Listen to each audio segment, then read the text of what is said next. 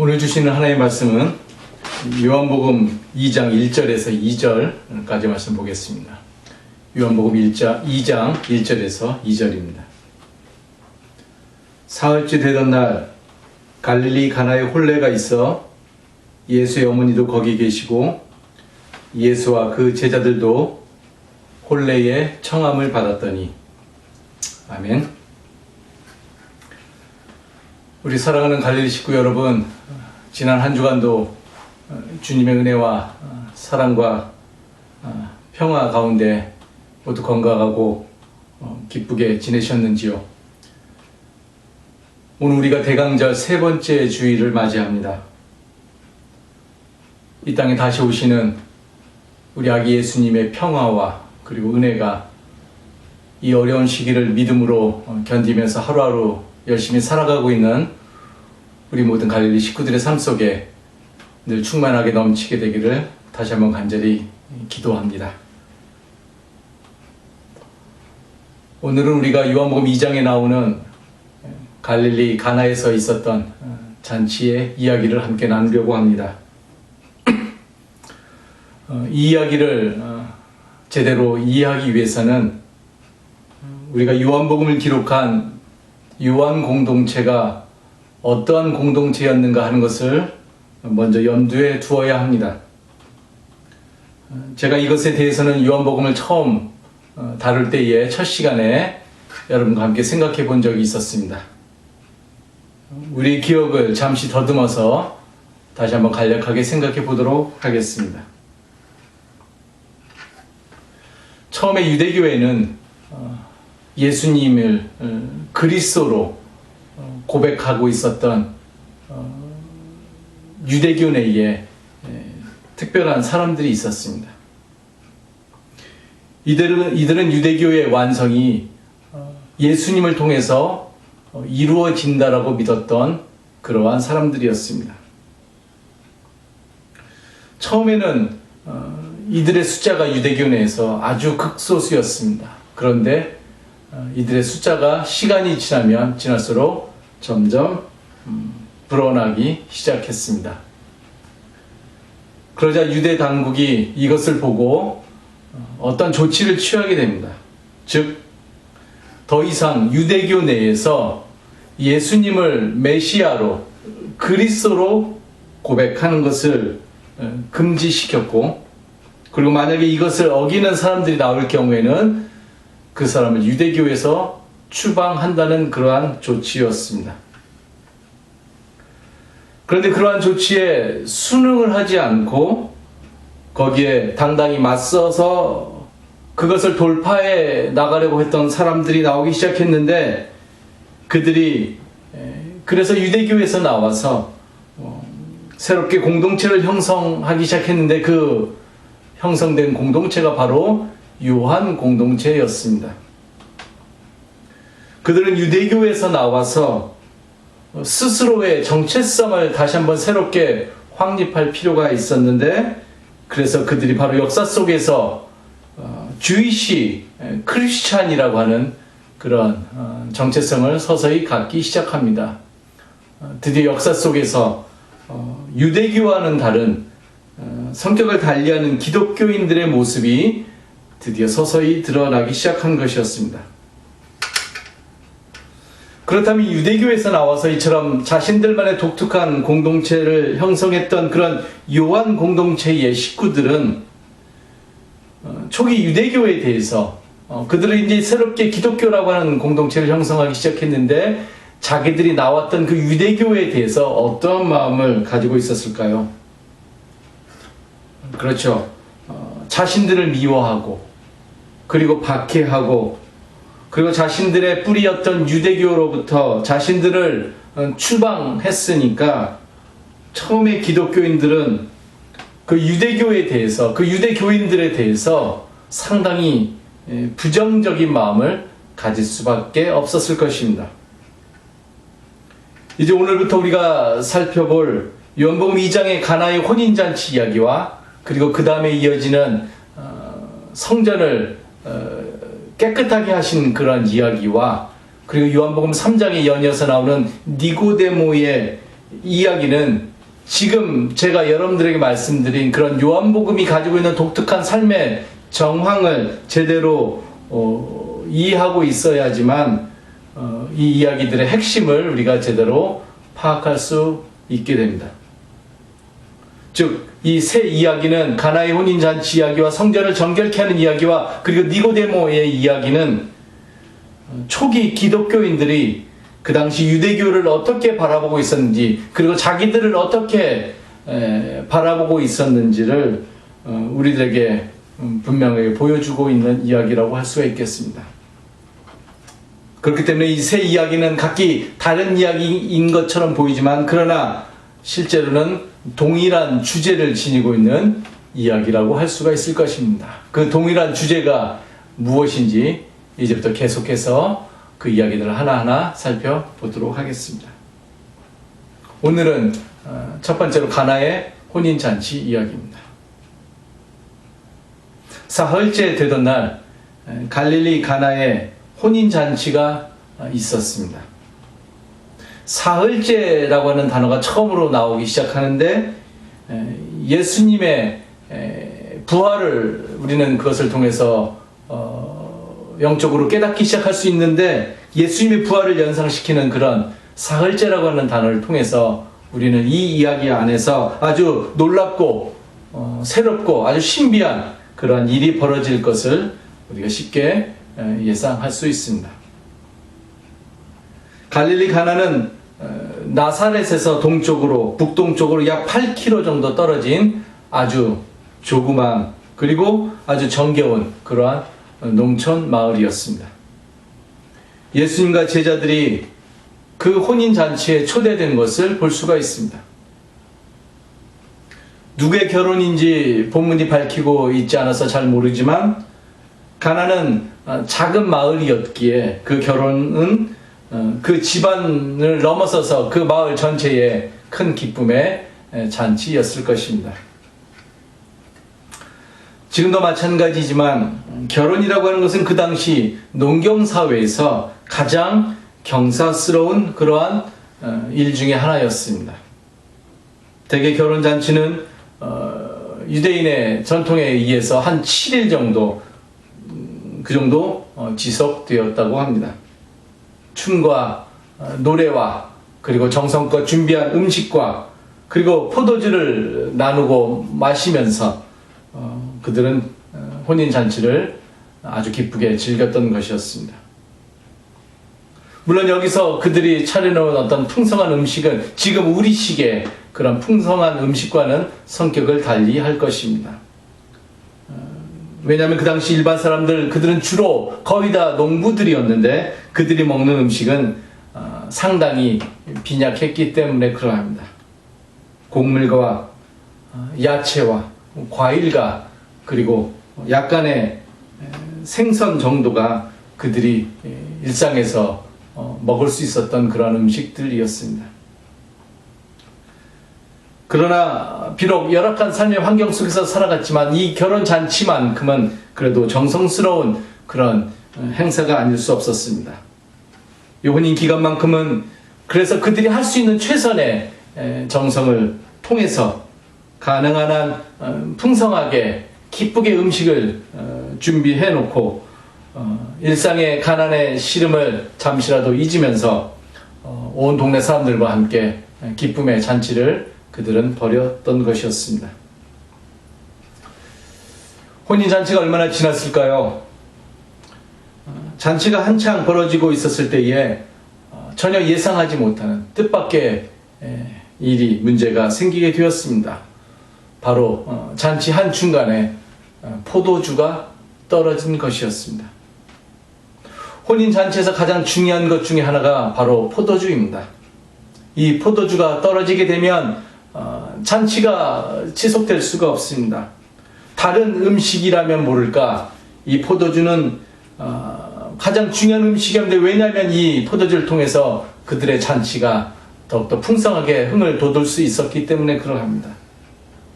지금 잔치에서 절대로 떨어져서는 안 되는 그 가장 귀한 음식이 갑자기 떨어지게 되었던 것이었습니다. 잔치에서 포도주가 떨어졌다고 한다는 것은 여러 가지 음식이 있는데 그 중에 한 가지 음식이 떨어졌다라고 하는 것을 말하려는 것이 아닙니다.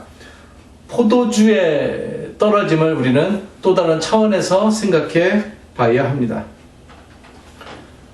예수님이 살던 당시에는 영예와 명예와 그리고 수치라고 하는 그런 honor and shame이라고 하는 그 명예와 수치의 그러한 사회였습니다. 그러한 가치관이 사회의 중요한 자리를 잡고 있었던 그런 사회였습니다. 무슨 말인가 하면 그 당시는 무엇이 어떠한 일이 명예스러운 일이고 또 무엇이 어떠한 일이 수치스러운 일인지가 아주 삶 속에서 명확하게 구분이 되는 그런 시대 속에서 그들은 살고 있었다는 말입니다.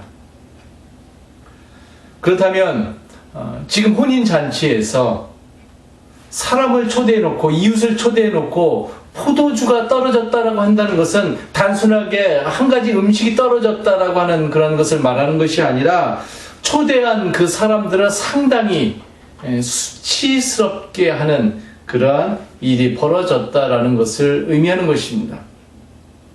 그렇기 때문에 이 잔치를 배설한 주인의 입장에서 보면 포도주의 떨어짐은 상당히 돌이킬 수 없는 불명예스러운 아주 수치스러운 치명적인 실수가 아닐 수 없습니다. 그렇기 때문에 이 일은 이 주인의 입장에서 보면 이 잔치를 베푸는 이 가정의 입장에서 보면 여간 당혹스럽고 또 실로 큰 위기가 아닐 수가 없습니다.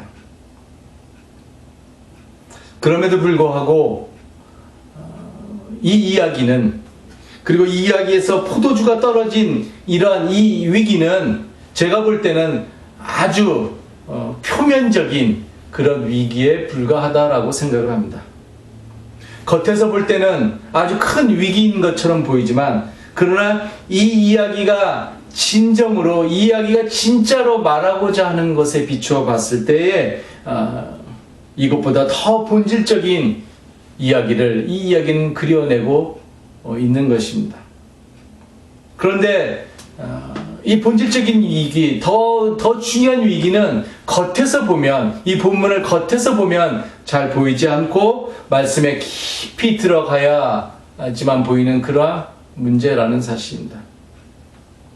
그래서 그 위기가 무엇인지를 제대로 파악하기 위해서, 그 문제가 무엇인지를 우리가 제대로 이해하기 위해서 제가 설교 제일 처음에 요한 공동체가 어떠한 공동체인지, 요한 공동체가 가지고 있는 삶의 특성이 무엇인지를 그래서 제가 여러분들에게 말씀을 드린 것입니다. 즉 요한 공동체는 유대교에서 추방당한, 그래서 유대교를 향해서 상당히 부정적이고 상당히 심하게 말하면 적대적인 그런 마음을 갖고 있었던 그러한 공동체였다는 사실을 우리가 기억해야 됩니다. 그런데 만약에 우리가 이런 요한 공동체가 가지고 있는 그런 독특성을 이해하지 못하고 그런 특성을 우리가 알지 못하고 오늘 본문 말씀을 그냥 읽게 되면 우리의 눈에는 어떤 표면적인 위기, 즉 포도주가 떨어지게 되었더라 라는 그러한 위기밖에 보이지 않게 된다는 사실입니다. 그러나 우리가 요한 공동체라고 하는 큰 틀, 요한 공동체가 가지고 있는 그런 삶의 자리라고 하는 그 큰 컨텍스트, 그러한 배경에서 우리가 이 요한복음의 오늘 이야기를 읽게 되면 이야기는 단순하게 포도주가 떨어지게 되었다라고 하는 것을 말하려고 하는 것이 아니라 그것을 통해서 보다 근본적인 것을 우리들에게 말하려고 한다는 것을 우리가 깨닫게 될 수 있습니다. 포도주가 떨어진 것에 대해서 예수님의 어머니도 이 잔치에 초대되었는데 예수님의 어머니가 알게 되고 그것을 예수님에게 이야기합니다. 그러자 예수님은 아직 자신의 때가 이르지 않았다라고 말하지만 어머니는 그러한 예수님의 말을 듣지 않고 일꾼들에게 예수님께서 시키는 대로만 하라라는 명령을 내립니다.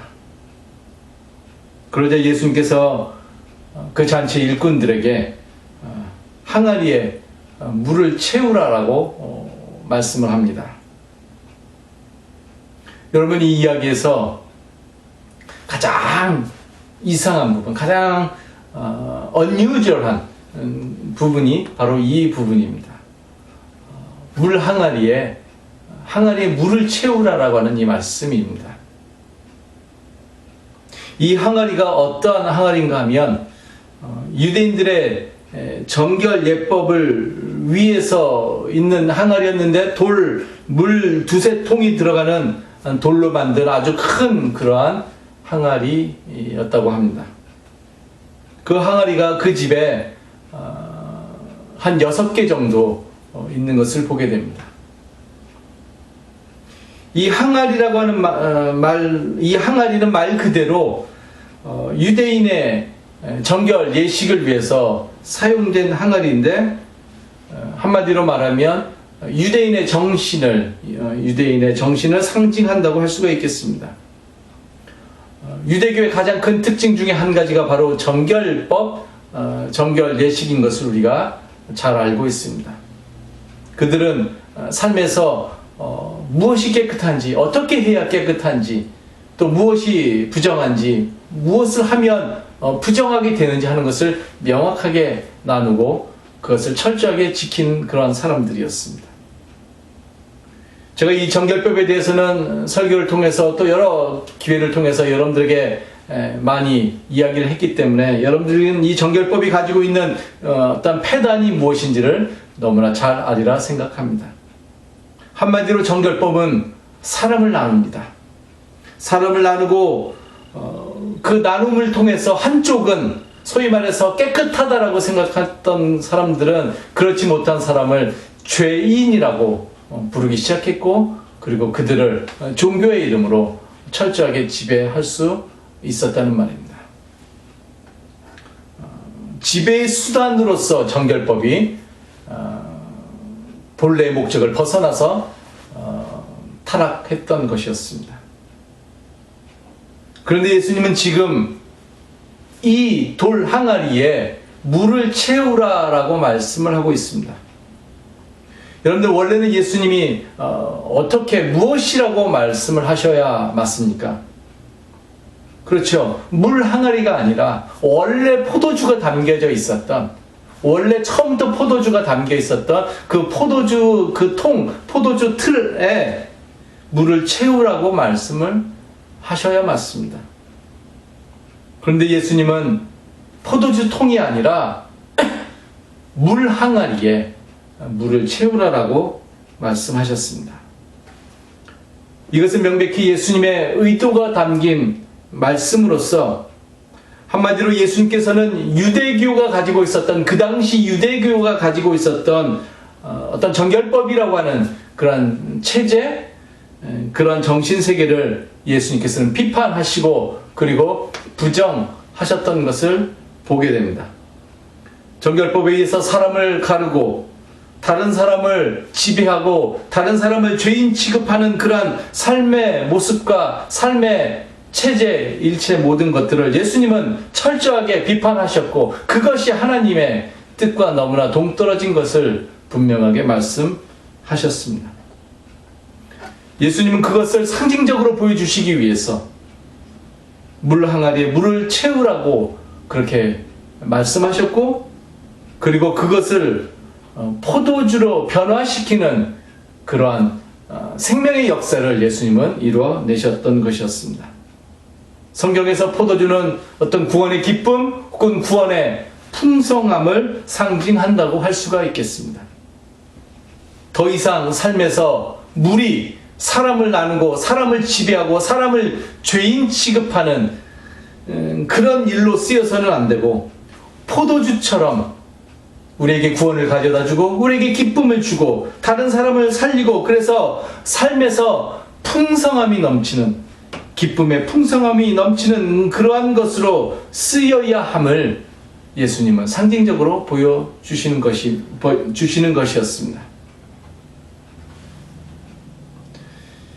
여러분, 요한 공동체가 이 가나의 혼인 잔치 이야기를 통해서 주장하고 싶은 것은 다른 것이 아니라 바로 예수님을 통해서 이제부터 새로운 삶의 시대가 열리게 되었다는 것을 말하는 것입니다. 그리고 그 새로운 시대는 유대교의 정결법처럼 사람을 가르는 것이 아니라 잔치의 포도주가 모든 사람에게 기쁨과 풍성함을 가져다 주었던 것처럼 하나님의 생명의 법칙에 근거해서 모든 이들을 풍성함의 세계로 인도하는 그러한 새로운 세상을 말하는 것입니다. 한마디로 말하면 요한 공동체는 이 이야기를 통해서 자신들이 지금 유대교에서 나와서 예수님을 통해서 새롭게 만들어가는 이 기독교 공동체가 자신들이 나왔던 그런 유대교하고는 비교할 수 없을 훨씬 더 귀하고 훨씬 더 소중한 일을 감당하고 있음을 그들은 온 천하에 그리고 자기들 스스로에게 선포하고 있는 것입니다. 여러분, 우리 모두는 저마다 비어있는 돌 항아리와 같은 연약한 부분이 삶에서 모두 있을 것입니다. 우리의 삶에서 그것이 개인의 삶이든 아니면 공동체의 삶이든 간에 하나님의 정신, 하나님의 어떤 정신 세계와 맞지 않는 거리를 가지는 그 모든 일체의 것들은 다 비어있는 돌 항아리와 같다고 할 수가 있을 것입니다. 나의 잣대로, 내가 가지고 있는 그 연약한 잣대로 남을 비판하고 남을 심하게 더 정죄하고 나의 신앙으로, 내가 가진 신앙으로 다른 사람의 신앙을 무시하고 나의 가치관을 절대시하여 다른 이들이 가지고 있는 어떤 귀함, 어떤 생명의 일들을 보지 못하고 하는 등등 이 모든 것들이 우리가 삶에서 가지고 있는 빈 돌 항아리와 같은 모습이라고 할 수가 있을 것입니다. 오늘 여러분들이 가지고 있는 비어있는 돌 항아리와 같은 그런 모습은 무엇입니까? 오늘 주님은 그 빈 항아리가 주님의 능력으로 인해서 주님의 도우심을 통해서 변하기를 바라고 있습니다. 그 항아리로부터, 그 비어있는 항아리로부터 아무것도 나올 것이 없었는데 그 비어있는 항아리로부터 생명의 역사를 이뤄내는 우리들에게 기쁨을 선사하는 그러한 생명의 포도주가 나오기를 바라시는 것입니다. 그래서 무엇보다도 예수님과의 만남이 와서 보라라고 하는 그 예수님의 그 귀한 초대가 우리에게 절대적으로 중요합니다. 예수님과의 깊은 만남과 그리고 예수님과의 깊은 사귐을 통해서 우리는 이 땅에서 생명 없음의 삶이 아닌 어떤 죽음의 일이 아닌 남을 정죄하는, 남을 시기하는, 남을 미워하는 그러한 삶이 아닌 세상의 가치관으로 세상의 가치관을 앞세워서 하나님의 나라의 그런 귀한 일들을 그런 무시하는 삶이 아닌 다른 이들을 하나님의 형상으로 지음받은 그 다른 이들을 귀하게 여기고 그들과 더불어서 생명의 풍성함을 나누는 그런 삶을 우리는 예수님과의 깊은 만남을 통해서 얻게 될 수 있다는 말입니다. 그래서 우리가 변화되어서 이 땅에서 우리가 생명의 포도주를 먼저 맛보게 되고 그리고 그러한 생명의 포도주를 우리 이웃과 나와 함께 지내는 모든 이들과 더불어 함께 나누게 될 때에 우리는 그들과 더불어서 내가 나누는 만큼만 하나님의 나라의 정신을 그들과 더불어서 더 많이 소유하게 될 것이고 더 많이 공유하게 될 것이고, 그렇게 될 때 이 땅도 하나님의 나라의 삶의 모습으로 점점 신비스럽게 변화되어 갈 것이라고 저는 믿습니다. 그러한 놀라운 가나의 그러한 기적적인 일들이 매일매일 예수님을 추구하며 예수님을 따라가는 우리 모든 식구들의 삶 속에서 풍성하게 일어나게 되기를 다시 한번 간절히 기도하겠습니다. 하나님 은혜를 감사합니다. 가나의 혼인잔치 이야기에서 진정한 삶의 위기가 무엇인지를 오늘 말씀을 통해서 다시 한번 깊이 보게 하여 주시니 하나님 은혜를 감사합니다. 하나님, 우리의 삶에 비어있는 아무런 생명력 없는 돌 항아리와 같은 연약한 부분이 있음을 이 시간 고백합니다. 그러한 항아리로부터는 결국에 남을 미워하고 남을 시기하고 더 나아가서 남을 정죄하는 그러한 죽음의 산만이 나올 수밖에 없음을 우리가 이 시간 깨달을 수 있도록 인도하여 주시옵소서. 하나님, 이 땅에 예수님을 우리에게 보내주시고, 그래서 그 예수님과 더불어서 하나님 나라의 깊은 만남을 우리로 하여금 갖게 하여 주시니 하나님 은혜를 감사합니다. 그 예수님과의 날마다의 깊은 만남을 통해서 우리의 삶이 포도주와 같은 풍성한 인생으로 변화되기를 하나님 간절히 원합니다. 그래서 우리가 이 땅에서 우리가 가진 생명의 풍성함을 우리의 이웃들과 더불어 함께 풍성하게 나누며, 그래서 이 땅을 하나님의 나라의 삶으로 만들어가는 일에 귀하게 쓰임받는 그러한 복된 인생들이 되도록 하나님 우리의 삶을 인도하여 주시옵소서. 감사드리오며 예수님의 이름으로 기도드렸사옵나이다. 아멘.